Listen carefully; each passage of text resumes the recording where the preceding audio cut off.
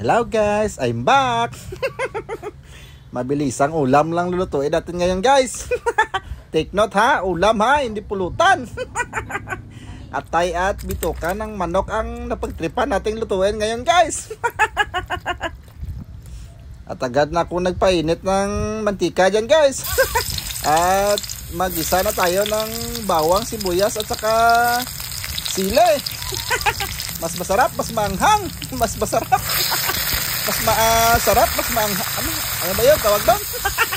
Mas masarap, mas maanghang, mas masarap. Yun pala yun. Timplahan lang yan ng asin, bitsin at saka ihalo-haloin.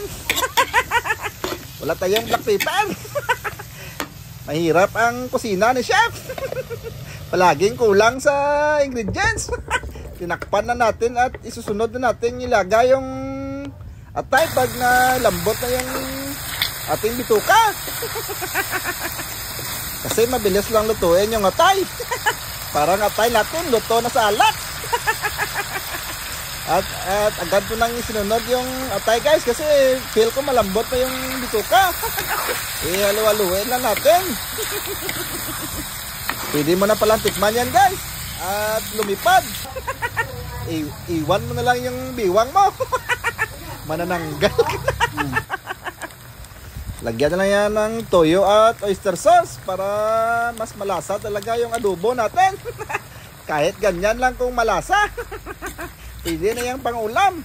Bali 3 minutes na luto lang ito guys ha. Mabilisang ulam lang guys. Kasi gutom na yung kakain ito. Nagre-request na magmamadali daw tayo ng pagluto kasi nag-aantay na siya. At ayan na guys. Takpan lang muna natin para mabilis lumambot. At pagbukas natin, lagyan na lang asukal at saka Sprite. Hindi na tayo naglagay ng tubig dyan. Mas masarap, mas malasa pag Sprite guys. Medyo manamis-tamis. Kunting asukal na lang idagdag. At pagluto na yan guys, lagyan na yan ng suka. At yung natirang sili, nilagay ko na rin pala. At pagtikim ko, medyo kulang. Oy, tres si chef. Kulang pala ng asin. Konti lang naman ng asin ang kulang guys. Halo-haloin lang yan guys. Paigain na yung sa kanyang sabaw guys. Gusto natin yung nagmamatika sa kanyang anyo. Mas masarap pag nagmamantika. Malalasap mo talaga ang tunay na sarap ng isang pagkain pag nagmamantika. Lalo na't medyo malangsa yung atay. Kailangan talaga tuyong-tuyo. At ayan na, naka-plating na si chef. Ready for take out yan. Naloko na naman tayo guys.